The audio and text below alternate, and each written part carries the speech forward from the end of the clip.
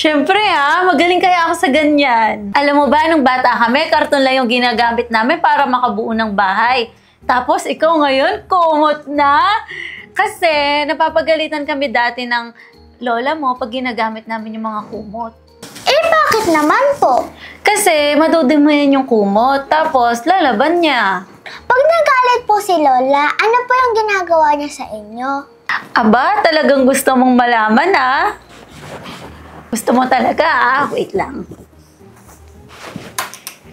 Hoy mga bata kayo! Ano na naman yung kalokohan na ginagawa nyo? Tingnan nyo, ginamit nyo na naman yung kumot para sa bahay-bahayan na to.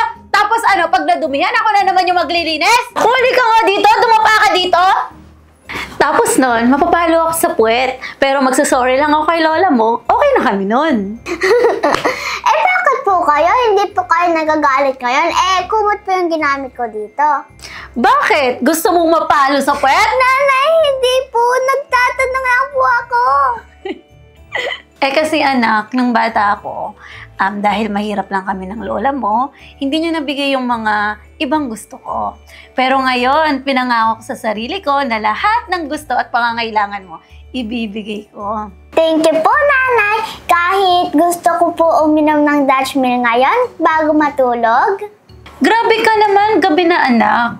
Tsaka may pasok ka pa bukas, di ba? Sige na po, please.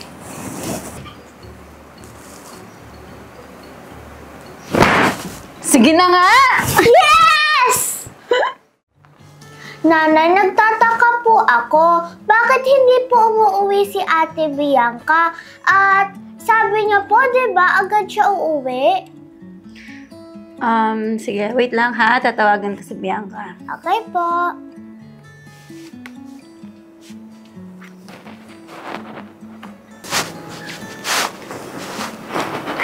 Hello anak, Bianca, kamusta ka dyan?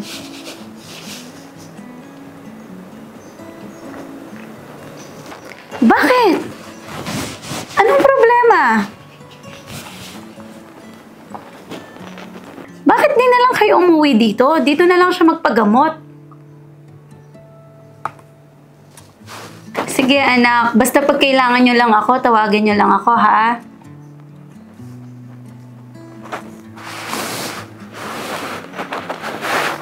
Ate, miss na kita. Lagi ka mag-iingat dyan, ha?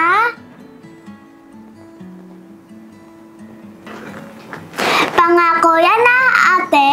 Uuwi ka? Ate? Hello, ate?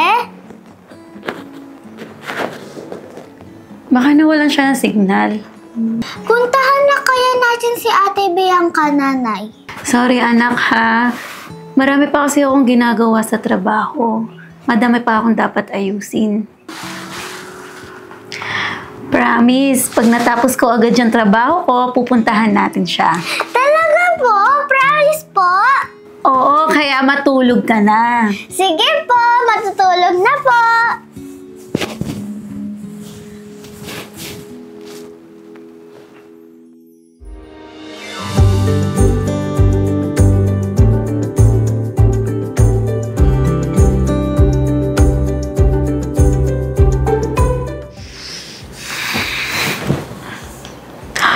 Hala, oras na. Angel! Gumising ka na, anak. May pasok ka pa. First day of school mo pa naman ngayon. Halika na. Ay, yung uniform mo pala, hindi pa naayos. Yung mga gamit mo, di ba sinabi ko ayusin mo na kagabi? Hoy, tumayo ka na dyan! Papahinga ko lang po saglit mata ko. At saka andyan naman po si Yaya, di ba? Para ayusin mga gamit ko. Hoy, baka nakakalimutan mo. Nakabakasyon si Yaya ngayon. Ayaw nga po pala, Nay. Paano ka mapapahinga yung mata mo kung nakapikit ka pa? Eh, inaantok pa po ako kasi, Nay. Maligo ka na. 5 minutes, pwede na yon. Pwede po ba ako hindi na lang po muna pumasok? Ay, tumigil ka anak. Ano na namang naiisip mo? First day nyo ngayon, di ba? Kasi po, Nay, maliligo pa po ako, mag-uniform pa po ako, mag-aayos pa po ako ng mga gamit ko, kakain pa po tayo, magbabiyahe din po tayo. Di ka po maliligo, paano po yung skincare nyo? Tapos, di ba po, traffic pa po, di ba po, ang dami pa po natin gagawin. Oo nga, no? Nakakatamad din. Ang dami pa nating gagawin.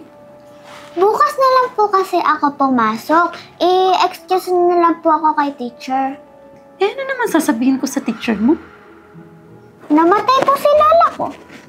Ha? Di ba po, namatay naman po siya. Nasa heaven na po siya. Oo nga, pero bakit mo naman idadahilan yun? 1991 pa namatay yung lola mo, di ba? Sige na po, nanay. Tinatamad po kasi ako. Aray! Ang sakit po ng paa ko. Ang sakit po ng likod ko. Ang sakit din po ng ulo ko. Huh? Yung puwet mo, gusto mo mapalo ngayon? Ha? O sige, basta bukas, pumasok ka na at huwag ka nang mag-a-absent ulit. Yay! Best mom ka po talaga. Promise po, last absent ko na po ngayon. Good night.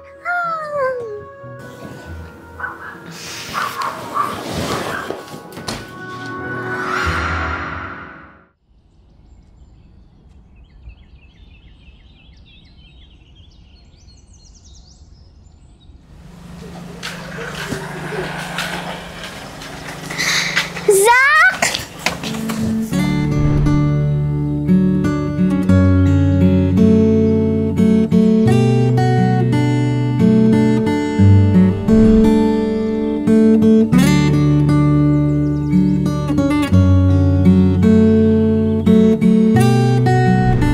Zach, my best friend, na-miss kita. Pero bakit hindi ka nagpakita sa akin ng bakasyon? Nagbakasyon kasi kami sa Cebu. Bakit hindi ka nag-chat? Hindi mo ba ako na-miss? Na-miss kita, BFF, wag ka na magtampo. Teka, ba't hindi ka pumasok kanina? Kasi namatay yung lola ko. Ha? Upo ka muna. Nakikiramay ako. Kailan pa siya namatay? Noong 1991. Ay, sorry. Grabe ka naman. First day of class, tamad-tamad mong pumasok. Elise? Kala ko hindi na tayo mag-classmate. Buti na lang nagtanong ako kay Teacher P. Umabsent ka lang pala. Talaga? Si Teacher P pa rin yung teacher natin? Oo, si Ate Bianca mo din ba absent? Si Ate Bianca, sabi niya hindi mo daw siya makakauwi. Kasi daw, doon muna siya mag-aaral. Ha? Bakit naman? Kasi daw, may sakit daw yung tatay namin, hindi daw nila maiiwan. Gusto ko nga puntahan si tatay, kaso sabi ni nanay, madami siyang gagawin. Sana agad gumaling yung tatay mo para magkakasama na kayo ulit. Namimiss ko na yung BFF ko. Sayang, hindi na nga natin kaklase si Hana at Aubrey. Pati ba naman si Bianca? Hala, nabawasan na tayo ng 3. Bali, 4 kasama na din si Ruru. Huwag mo muna isipin yon. Balang araw, makukumpleto tayo ulit. Tsaka, alam mo ba, Angel, may bago na tayong classmate? Ha? Sino? Si Dalia, Zia at Aya. Ha? Talaga? Excited na akong pumasok bukas. May bago tayong classmate at kaibigan.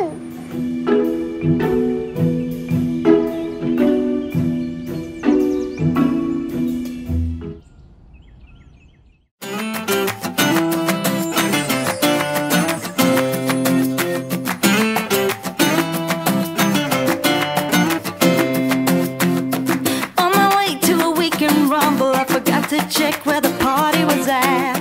Roaming around without any trouble, I began to ask everybody I met, singing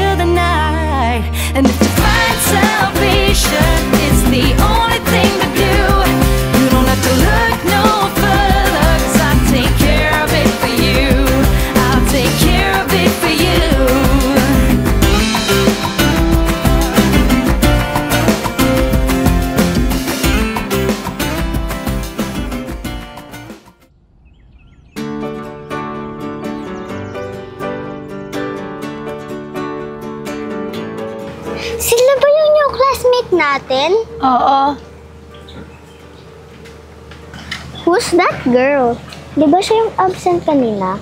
Oo, siya si Angel. Really?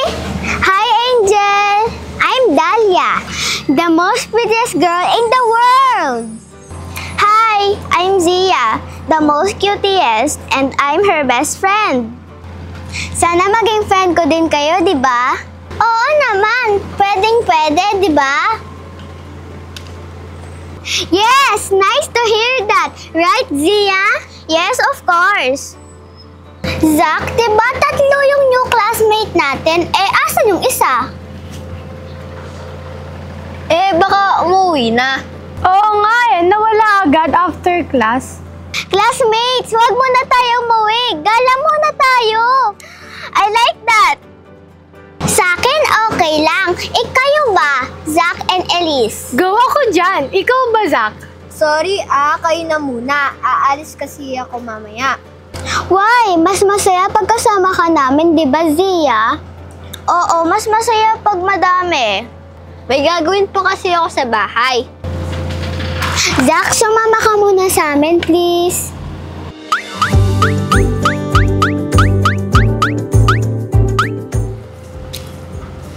Please. Zach, sumama ka na kasi. Saglit lang naman tayo, di ba, Dahlia? Yes. Sige, sabi ni Angel, sama na ako. Si Angel lang palang magpapapayag sa inyo. Nagpa-cute pa kayo.